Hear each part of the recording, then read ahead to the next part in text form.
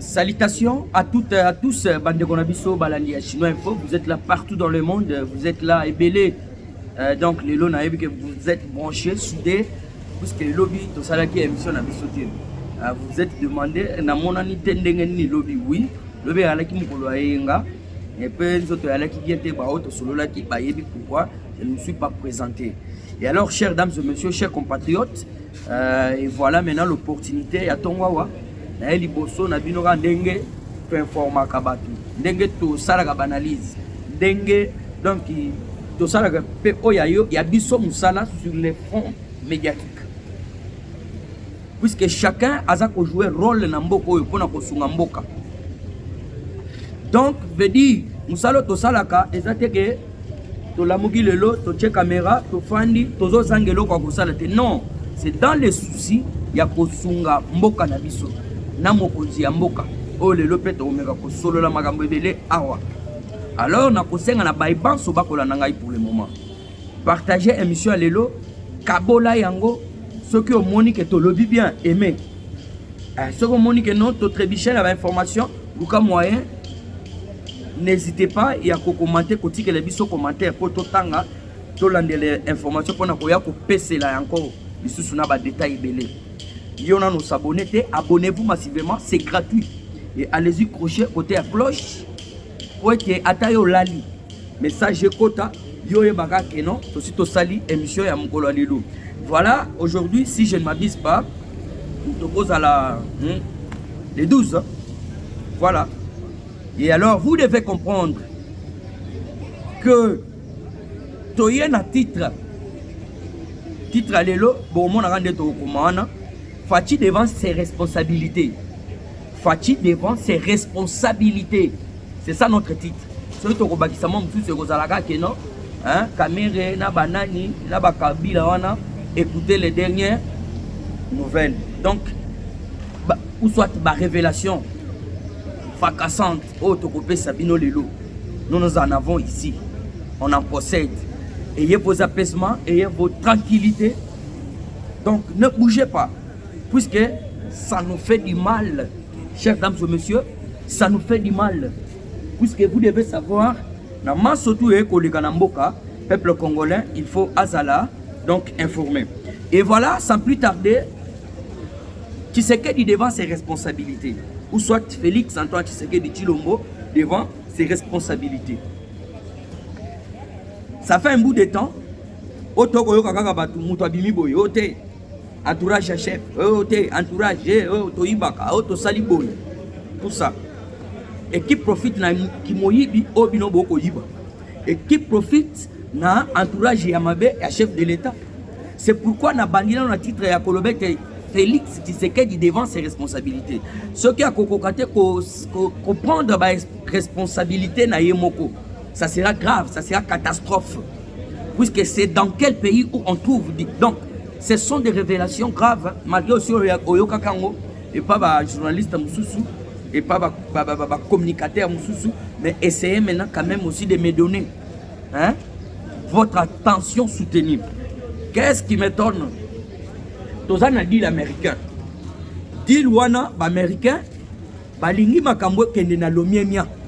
Balingi te makambo kimoyibi, corruption zala, puisque les Américains, baza batumoko ya ordre. Logique. Et comprenez que tout autour du chef de l'État, ce sont toujours des voleurs. Benamoutima. Puisque là, tous les voleurs, tous les voleurs, na français. Benamoutima bimbi. Bazo risque qu'on bébé sa deal na biso. Na ebisa bino jour wana na titre que non. Donc, tu risques qu'on perde deal. Pour la ligne, écoutez, des révélations fracassantes on a vu. Et puis c'est correct. Tozali na conseiller ceux qui approchent à mon ceux qui conseillent ceux qui ambassadeurs. Bah yebi bango très bien puisque bango va monira non, ce sont eux qui peuvent être tout autour du chef de l'État tout en lui. Donc il y a koyiba ye au salaye mabe. Et après avoir kolonga obandi kolobate aza mal entouré. Allez-y. Tozali wana c'est pourquoi on a vu mon konzamboka devant ses responsabilités. Écoutez le monsieur qu'on appelle monsieur Jean-Claude Boukassa, conseiller à la présidence de la République. azo risqué ko bebisa deal ya ba congolais oyo ba congolais baza donc ba kozela mutema mobimba pombo ke kende liboso na mambo etali infrastructure pombo ke kende liboso na mambo etali santé pombo ke kende liboso na mambo etali social pombo ke kende liboso na mambo etali ba entreprise mutu moko azo linga ko bebisa deal puisque azali proche ya Félix Antoine Tshisekedi na ebite mokonzo yedi makambo to yebite Jean-Claude Boukassa, conseiller à Mokonzi Mboka. Ye aza au risque ko beb sa dilo et pas américain puisque ba américain na ba chinois baza donc na confusion totale. Baza na guerre. Maintenant le président de la République a payé ba américain. Pas ça non, baya na donc na poissa par la porte. Baye batie ba entreprise baye ba sali otozali ko benga ba infrastructure baye ba pesi ba na mboka misala baye ba pesi ba na mboka bosomi baye ko pesa ba na mboka kimia ya solo solo. Mais écoutez Jean-Claude Boukassa ali mbongo ba chinois 75 millions de dollars mutu moko. Merci beaucoup Ndunga toujours donc en ligne bolanda toujours beau capturer donc beau kabola nan nos abonnés abonnez-vous et écoutez et le que so comme sangai un individu et puis pourquoi Jean-Claude Boukassa proche ya Félix Antoine Tshisekedi de Chilombo ba pesi mbongo et pas ba chinois donc ba pesa y déjà ba pesa mbongo pour la nini et pour ça combien je vous dis ces histoires puisque ça sala biso passé un individu yemoko azozo mbongo ebele boye koki kosunga peuple congolais na lobby très clair ba pesa 75 millions de dollars et pas ba chinois ba pesa pour la nini un ba pesa pour na ateke la bango permis d'exploitation minier wapi na manono place gisement oyo minerai ba américain ba koluka mingi lithium donc Boukassa azombongo ya ba donc ya ba otozali ko benga ba chinois apesa bango permis d'exploitation ya minerai na biso minerai du sang donc ba chinois ba exploitera déjà na manono lithium. Donc c'est confusion totale. Et puis boye baka c'est Boukassa nde muto ake kozua. Kasadi kuna na Kasai. Na habité bazoela ndenge nini mais jet privé, jet pour louer jet il faut combien? Plus de 40 de millions. Mais tala baza ko louer jet pour ba kende ba toka Nicolas Kasadi, ba longole kuna na mboka soki na Kasai soki na Miabi kuna ba na yao. Kasela metienne. Pourquoi salami bongo? Pourquoi Boukassa tindi jet privé pour bazo Kasadi Nicolas ba na yao? Non, mais oui, ça, si vous n'êtes pas au courant, je vous l'informe. Je vous l'informe puisque nous sommes là pour faire des investigations. Et écoutez, chers dames et messieurs, 75 millions de dollars. Moutoumon Boukassa. Yangana bozo mona makamozo que les États-Unis, bango bazo le bakeno, dengue sabo, to que non na Qatar, to solo, bon kende ko solo na Qatar ni. Puisque les États-Unis d'Amérique azuma camion surtout dans poissa. Peler bango ba signaka ba contrat, ba signaka makambo ezalaka ouvertement. Ezalaka donc pour lele, ezateka ya ba ko batama. Donc Trump azo signé bino pe bozo signé bazo monango monde. Mais yoka Claude Boukassa un individu de moins cher, azako 75 millions de dollars yemoko. Badia ki amona nani? Kasela metienne bakazali bango bakomi koloba même mokonzi mboka bandako zwa 40% bani. Écoutez des sales histoires. Oh bazali ko donc komele mokonzi. Et puis mokonzi devant ces histoires, il ne sait pas se ressaisir, je ne sais pas comment. Basa ba mi benga na bango. Mais yo sa ko bersera bango ko basa ko côté le même na ba otuza ko benga ba kabal ba bomayo. To pesa information que Dani Banza au représentant de ceux ambassadeurs itinérants pour ba combo ça connaît belé ambassadeurs itinérants ba nani ba conseil des voleurs non mais non la que pas mututé oya komeka kokutana na yango ah oui bilo momona ngana banda kuna bilo na saleli mo konza mboka campagne je n'ai rien réclamé n'allez pas le côté mais vous emprochez l'argent de paisibles citoyens et au moment où je vous parle les Américains bazo luka lithium. Mais il y a déjà Boukassa a dit 75 millions de dollars à Yabatou pour sa exploitation. Il y a lithium dans Manon. Si les Américains vont exploiter, les Chinois peuvent exploiter. Et écoutez toute une ribambelle de voleurs, de pilleurs. Donc, bateau Balingi Félix Antoine Tshisekedi tout autour de lui. Et mon Gonzambo Atali Bango a fandi. Bisoto lembi makambo ya. Si vous ne vous débarrassez pas des voleurs, ah oui, le chef de l'État va s'arrêter, va s'arrêter, sengi débarrassez-vous. Peuple va kota les layo. Peuple ne va voter, non pas va conseiller ou en agnon surtout des voleurs. Vous êtes entouré de voleurs, benamouchima. Débarrassez-vous de ces gens, puisque Baza vous risquez que baby c'est le bisodil. Oh, le peuple congolais a tché moutem. Un proche nayo a empoché 75 millions de dollars. Un proche nayo a empoché 75 millions de dollars. Pour appeler ça chinois. Otozali Kobenga, permis d'exploitation à lithium au américain, si bango baya. Les Chinois ne nous aiment pas. Yo suis moni makambozo le Canada, ça va Chinois va saluer ta déclaration. Mais non, papa, débarrassez-vous quand même de ces sortes de gens de la très mauvaise qualité.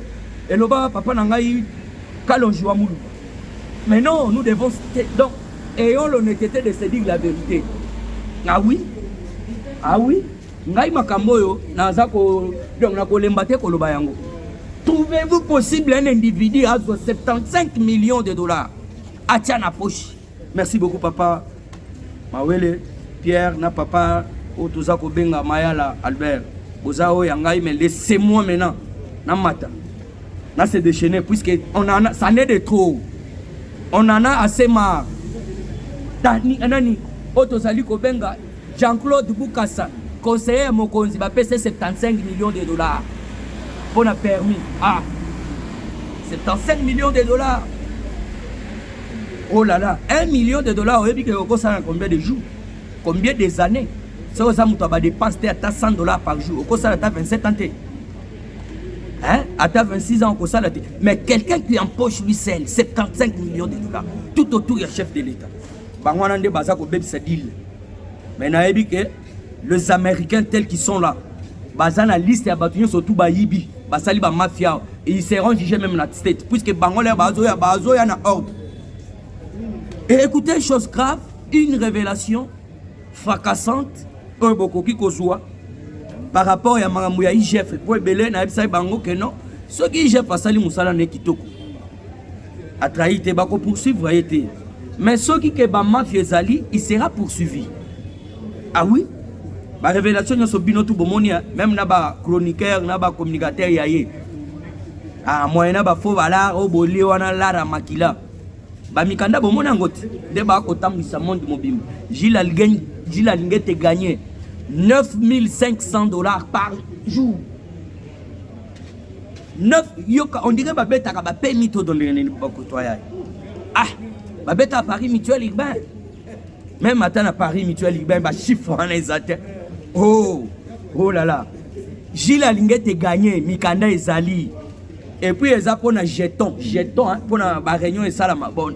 On ne maîtrise pas bien ces matières parce que ba kosa kabiso na ba Mikanda, ba nini, tout ça ba courrier. Mais à retenir en est que Gilles Alingé te par jour gagné 9500 dollars. Combien d'années? Et puis ba touanande, ba chinois donc ba chinois. Pour ma solo ils a 6 communes non? Ba chinois bangonde bazali wana il fallait qu'il ba futa biso ba mbongo ebele ndenge zali wana ekota na trésor public bango bakenda baloba ke non ba chinois ba kotisela biso mbongo tant na trésor public les restes bango pe bakabula l'état congolais futa rabinoté. Chef de l'État, débarrassez-vous de ces voleurs sinon pas ça sera tapis pour vous hein. Peuple congolais va kota les layo.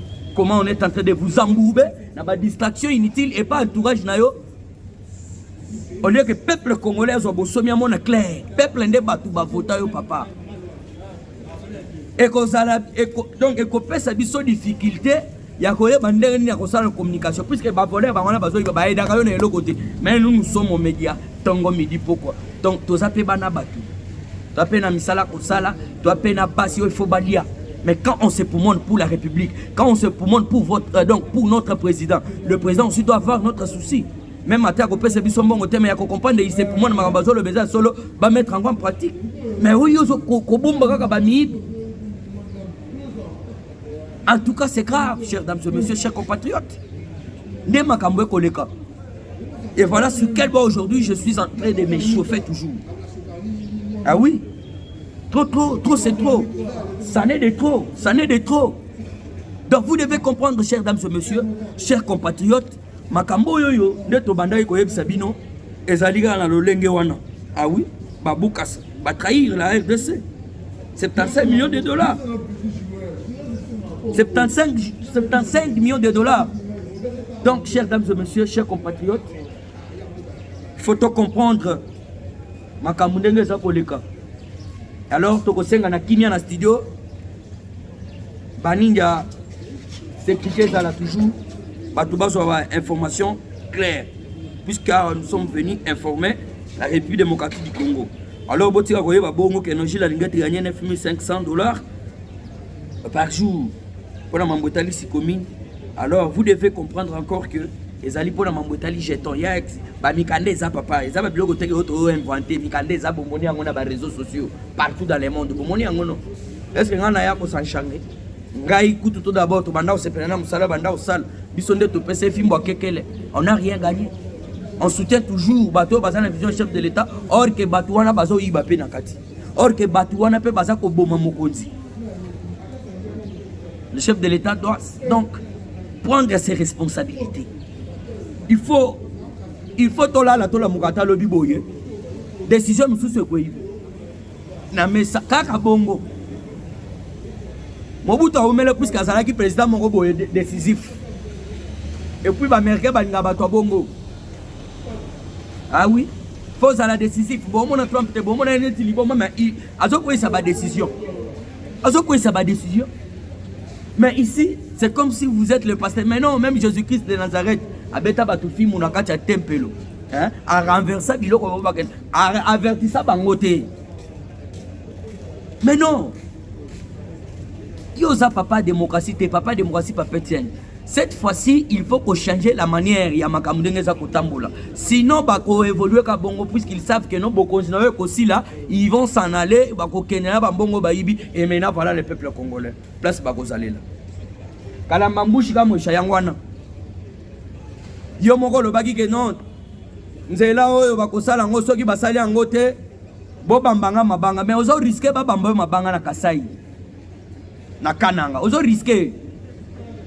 Mais il y a des gens qui puisque quand la bambouche comme rien papa rien ne marche. Ah oui, rien ne marche. Si bazo zelo na Kananga, bazo talaga ndengo lobaki ya misalo ezo banda ezo sila. Ce qui est silité bo bambanga mabamba kabila mabanga kima abima na mutuka ba délice. Donc si il y a des gens au babamba batu mabanga bande kwa Kananga. Bobosani mwana oyo nani o délice sanga babamba mabanga te. Ah, si vous avez fait ça, vous avez fait silité, mabanga. Mais bon, t'es proche toujours. Pourquoi garder mon toit à Besseko? Moulumba oyo. Pourquoi? Papa, c'est vous qui décidez. Donc, il y a des Fongola et Mboko et Namaboko. Fongola et Mboko et Zanamaboko na yo. L'air de Golova Mamba Lambambuji, l'air de Golova Mamba Inga, Tile lo, bon son ezate. Et loko ya motu ya esalamite zelo bachaki mabanini mipanzi wana nyonso to ezongi na nzela. Parce que le peuple congolais place na ezawa ba projet nyonso to ezaka inachevé. Makamba ba carte d'identité a wato ba ki congolais qui ne l'est pas yona mama molonga ni na yonde bozwa ba carte. Peuple congolais ti lelo bazo ba tena mbongo ngo pesa et kenda wapi. Écoutez ce genre d'histoire ici au Congo. Et on ne savait pas qu'on peut évoluer jusqu'à présent. Congolais ont attaqué carte d'identité. Mais bon, c'est bima. Donc, carte d'identité, c'est la yo na maman Denise. Mais bon, il y a carte d'identité. Et voilà toute une racaille des. Donc, permettez-moi le terme. Des voleurs. Félix est entouré de voleurs. Le but est que tu as diplôme, ce sont des voleurs. Conseil des ministres, Kili, tout ça, et l'Okonini et Zobimakuna. Les travailleurs, et pas les Pakistanais, des cochons, permettez-moi le terme. Ils cochonnent pas mal les Congolais. Ministre à travail, on ne peut pas lui.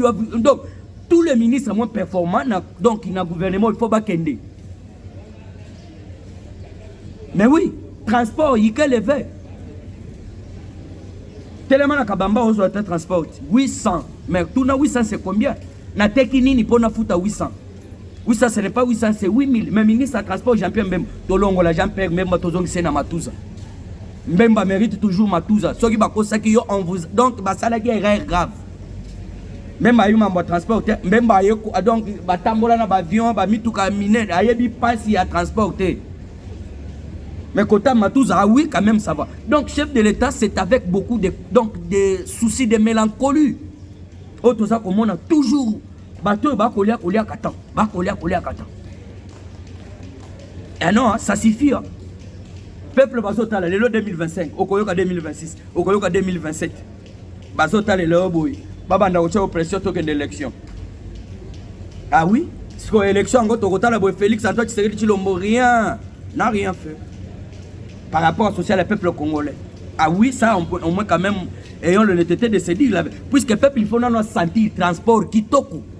Mutunyo soto zo sala musale pas banane à l'aise, assurance assurée. Bulletin de paix, c'est ça dans un pays bien organisé.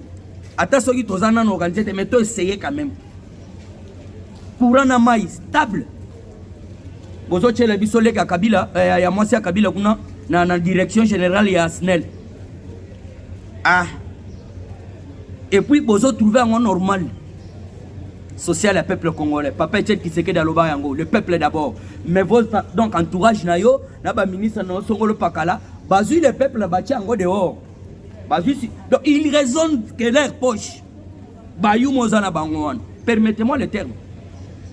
Nani aza ko aider yo? Personne. Personne. Les autres Toyota la magambo ba caméra na assemblée. Na tout na rabino nana elibiso caméra. C'est vous le chef de l'État. Oloba que Kamere jouera un grand rôle. Na évité, ou vous mou du chima, hein, ou vous mou tout wakana, pardon. C'est ça. Tu t'es trompé. Kamere jouera un rôle dans beaucoup. Nous sommes peut-être pour en 2028, bango bazo. Un rôle ya ko protéger bami. Na yo ki jour on a zo gangela na ba Eliezer na kata ensemble que non. So ki busali ba vantiri na ko suspendre. O suspendre po ba linga bakanga Moïse. Et puis tolali tolamuki o accueilli Ouganda Bolan. Na Ouganda accueilli en lobino accueilli pour na kosala politique parlementaire. Politique parlementaire, il y a des motions de loi que vous pouvez faire ici chez vous. Politique parlementaire na Ouganda. Au moment où tomoni Hippolyte Kanambe na Ouganda, tomoni Nanga na Ouganda, yo keipe na Ouganda que non politique parlementaire.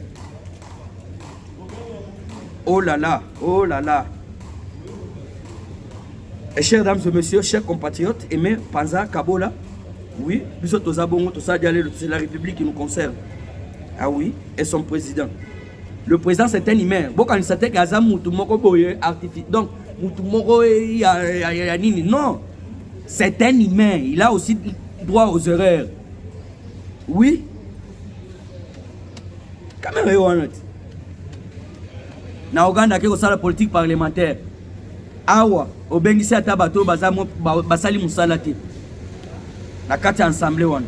Makambo kolobela pe ya mboka, osali yango te. Na kati ensemble wana. Mais na Uganda balinga kabiso. Uganda balinga kabiso te. Uganda bango bazalaka contre biso ne. Siko politique parlementaire, oyo yo ke kozwa kuna. Eza politique nini? Comprenez-moi. Mais oui. Politique parlementaire nini au moment où tozana na ba dossier. Au moment où tozana makambo ba bitumba ya estao. Écoutez, Kamera Zolo Bakeno accueilli pour la politique parlementaire. Mais na bisibino ke Kabila azalaki na Uganda. Nanga azalaki pe na Uganda kuna. Écoutez des histoires. Sama logonde epe wana afandi aboye kolongoli militaire Kabila est-ce que Kabila toko senga pona kolongoli militaire na ye toko senga ke non o ndenge zali boye nani session ko ya uswa tokotala yango mais non un criminel ale baza muto ke non qui sont pour qui les session kuna session ya banani. Est-ce qu'on ne peut pas anéantir ou soit dissoudre Sénat wana bongo zo ke ndebele na Sénat to mona musala donc ya malungati. Le président Bénin a invité un président sénégalais qui a supprimé le Sénat. On a coupé sa peuple na yo courant. Bongo wane zedele e banda ko kende. Na chamane dik donc na auto zali ko benga électricité. Il y a peuple na. Et nous aussi on ne peut pas le faire. Tolali tolamugi bo aller Sénat, allez-y. vous en foutre. Comment vous protégez un criminel? Quand on est ensemble, Naïb Sabino c'est du Mamoun de Tamboué Mwamba. Vous êtes au monde à théâtre et qu'on est en Mboka et Belé. Mais biso tozo senga kanzambe ala musa mokonzi mboka. Nzambe ala musa mokonzi mboka mona makambu ndenge biso to mona kapé. Oui. Ba passer Kabundu alesa nde ba tu faut bazala tout autour de vous. Ba évêque mukuna nde ba tu faut zala na bango tout autour de vous pour na sauver mboka même na niveau spiritualité, même na niveau mécanisme. Mais yo tcheo conseiller nini? Bazolinga yo na tede 1 baza ko travailler na ba Hippolyte Kanambe belé ba kota ka barene na loba dossier awo M23 zo sala réunion batango fort ba nani mbwamunda ba nani oyo ba nani ba sama lokondo oyo na kati ya ba réunion ba Francine Muyumba bazaria subeo ba John Numbi siko ba tunayo ba proche ba Dani Mbanza na kati ya réunion kuna ya koboma yo baza ko kende ko sani et vous allez comprendre que non vous êtes en train de lever je sais pas le tigre hein, ou le lion. Ah oui, comme sous baolia yo. Et yo pe mawele ki nzambe alobi bongote. Nzamba alobi bongote. Mawa oui, jusqu'à quel point? Mais bongo balingi yo te. Balinga liwa na yo, balinga échec na yo. Chers dames et messieurs, chers compatriotes, vous devez comprendre sentiment, émotion tous en ango pour namboka et pour namokonzi. On sait pour moi le botal très bien. On a la santé zako tungisa. Mais on s'efforce quand même pour toi éclaircir ma kamusu soto au monde. Puisque on est en train de nous donner un grand travail qui n'est pas payable, rémunéré, mais au moment où des voleurs tout autour, il y a Félix Antoine Tshisekedi Tshilombo empoche beaucoup d'argent. Oh, il faut qu'on même peuple. Ah oui, oui. Non, il n'y a pas mon tout. Moi, c'est la République démocratique du Congo. Mais ce qu'on peut faire, c'est pour nous l'homme majeur à la sueur de son fond. Bochape Bisoka, oui. Bochape Bisoka. Ah oui, nous sommes aussi les défendeurs, donc les défendeurs, hein, comment on peut dire, les défenseurs de ces pays. Les défenseurs de ces pays. Bissonde Tozaboui. Merci beaucoup, Papa Mayala. Albert, Tozaga, toujours, Katia. Pour informer Bayimboka. Peuple congolais, chers dames et messieurs, chers compatriotes, abonnez-vous sur notre chaîne Chino Info. N'hésitez pas parce que vous avez la chaîne Nabino, vous avez Sagabino, information. Et voilà, chers dames et messieurs, chers compatriotes, à Waskoto Simbi, dossier, il y a Docteur Mukwege. Mukwege a bimi na silence, Mukwege a lobby. Mais naïb ça a bino, chers dames et messieurs. On dit Mukwege. Ce sont les étrangers de mauvais goût. Comment bango baza ko solliciter donc autozali ko benga Union européenne et na kati ya diloyo. Au moment où biso toza ko féliciter ou soit ko solliciter les États-Unis d'Amérique. Et Mukwege ya bimi na poisa azo ba non États-Unis d'Amérique te biso tozo linga Union européenne kota na makamboyo voilà tout ça ceci cela. Mukoko nani Mukwege. Yeba très bien que non yo zo linga nde bitumbe ça la pose à la toujours prix Nobel et réparateur des femmes. Tokotuna yo lingika ko réparer ba femme. Bakotuna yo ba pareil mususu ya ba mère bato. Bakotuna yo ba pareil genito ya ba mère bato yo yebi place ekenda.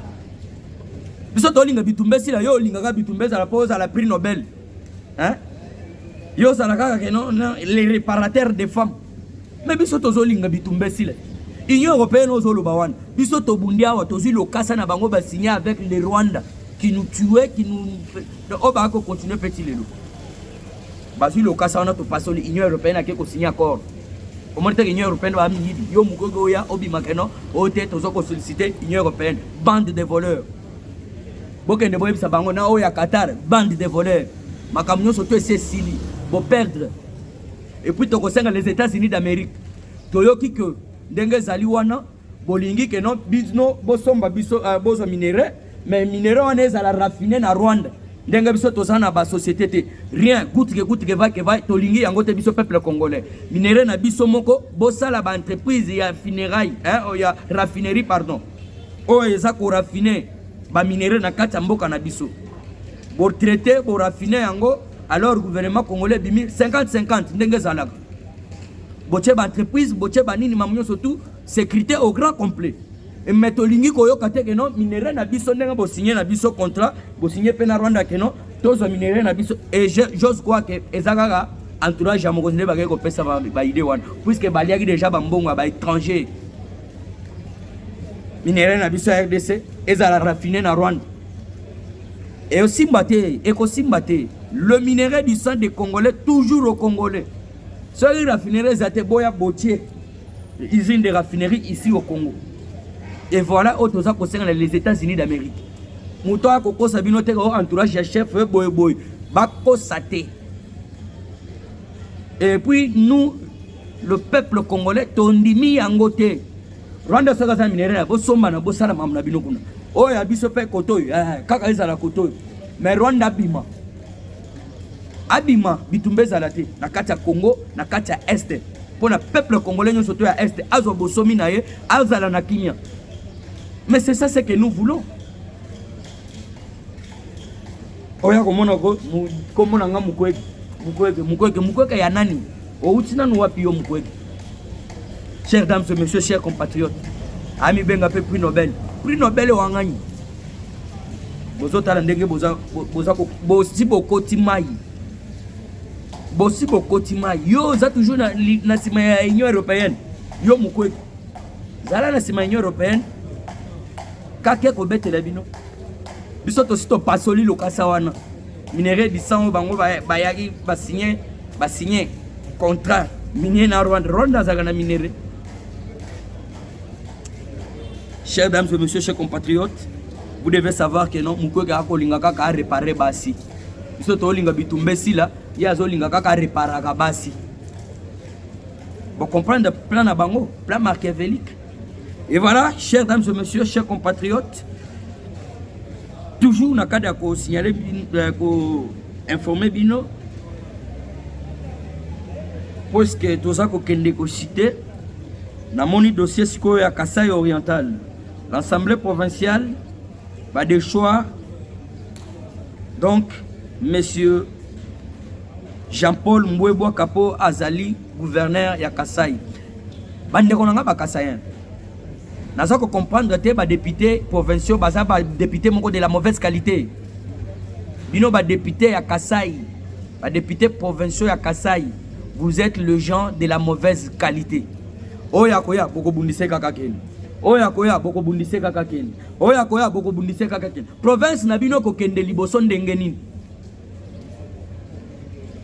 Tozalaki na jama we jamuteba.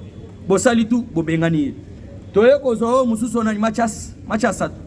Bosali tu bobengani. Lelo bozana ka olie bo avancer makanisi pona province na bino kende liboso boza ko samburbe na mbongo yango ikasanjo zoka bole na bino na assemblée provinciale bino boko kanisa toko yeba te ngo ikasanji nde muto aza ko créer ba biloko wana nyonso tuna kati assemblée et puis au lieu de comprendre boza ko landa ba malanda boza ko landa tu bambongo bien vert pour bo kende bon acharné que non Mbwebwa ayibi a détourné combien je sais pas ba chiffre ngo 3 millions hein. 3 millions de dollars. Mais ça, insupportable. Vous avez la preuve. Puisque je me rappelle un jour, le gouverneur du Kasai, Mbwebwa, a bengsaki tous les médias. Bayaki na otozare ko benga donc résidence naye ou soit tokolo banini gouvernorat, voilà tout ça. Pour éclaircir bango que mbongo yaki esali boye ba papier a exibaki. Mais comment ça continue donc on comprend très bien que non, vous avez bouffé l'argent ya ngoika saye.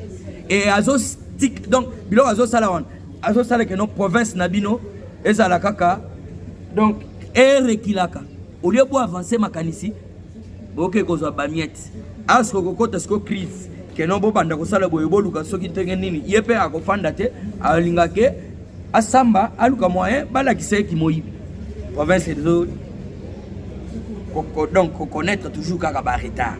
Est-ce qu'on ne peut pas aimer notre province? bino ba député à Kassai.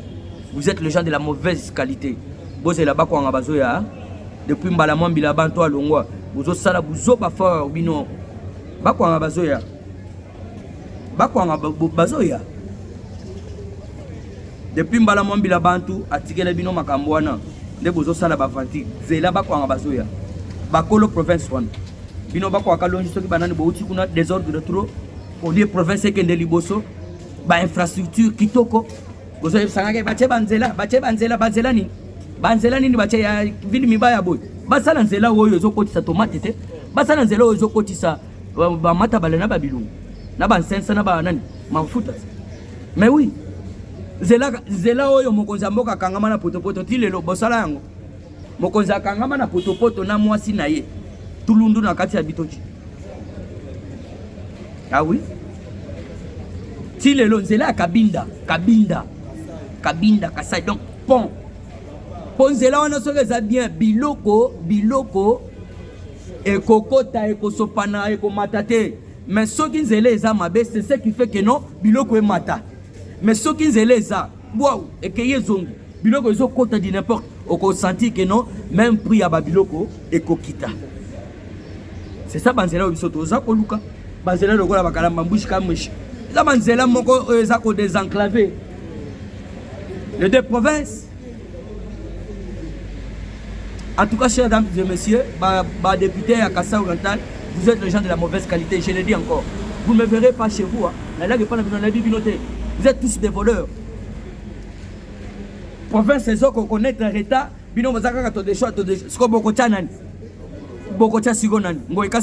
Vous êtes candidat. Déjà de la très mauvaise qualité. Bino bolingi province c'est que de liboso te bino ba député one. Na habité IDPS à Kassai boko sale loko moko te donc bolali pe vous soit ba député ya IDPS va somba mi pe pangoyi. Vous devez faire quelque chose en assemblée provinciale on allait fermer. Muto akota sous soati. Province ezotika na nasima bino bozaka to longoli toche bande de voleurs. Allez-y vous en foudre. Chers dames et messieurs, chers compatriotes, a aussi ko poto chité makambu siko tozana ngwawa ezali makambu ya sortie ya gouvernement mokozi apesa biso gouvernement ya bato malamu bato bien ba miibité j'ose croire que ebele ba sala bakisi banini tout ça ceci cela a aussi bolandi même directeur de cabinet à mokonzi oh Anthony Kiz un véritable étranger je m'en fous n'aller que pas na ya ameka kutu Enjina jinika chisamba osali ba vanti kake ngaye bien Anthony Kiz ba pesa ye kuna ndena Philadelphie kota sambela pasteur wana ya robina liaka dimite a réclamer dil pasteur wana Philadelphie a réclamer dim na ya lobi kuna toke to moni muko ntombola ke apesi dim ebongo biso lelo soki bokonzi na yo sili tokozala wapi. Nous sommes les hommes à battre. Donc continuer à compter na ba papier mouchoir. Ah non. Il y a une photo de pression et pas batutu. Kinzo yowana tinde mutape sinani. Soki Christophe ayena IGF on un voleur pe mutusi yowana mutape perdre. Donc vous déshabiller Saint-Pierre pour habiller nani Saint-Paul. C'est ça ce que vous êtes en train de faire et puis mon konzi. Mon l'air bazo yele yo lokasa ya kunomaka bat. Okoluka moito benga nan ki yaka natala yo zanana eske na yabi kende dans mopanzi ko talibo yo tout ça c'est là mais ça te que Anthony ayele yo lokasa na yebite so pakola ba poudre na banini ateli wana yo mbala moko makaloto non on signe pas comme ça monsieur le cher président de la République on signe pas comme ça cherchez quand même ya koyeba nani ki yeki Stanley Boy toujours en ligne tozali wana zamba azo sunga bo aimer beau partager donc beaucoup plus. Abonnez-vous massivement. Et c'est par ici que nous mettons un point final. La mission si vous avez aimé, c'est bien. Essayez aussi voilà, de commenter. Essayez aussi de vous abonner si vous n'êtes pas encore abonné. Ma prière est de vous avoir de nombreux de combattants. Donc, prenez soin de vous. Papa Mayal Albert, Ticket Nkolo Batelayo, tout ça toujours soudé, cimenté. La chaîne Nabino, Toto Bonaventure, Maître Christian Kalambaï, Zamba Likolo, Amon Nabino Abate Labino pour la masse au Boko Sala pour la chaîne Nabino. Vous êtes tellement belé. En tout cas, au prochain numéro. Ciao.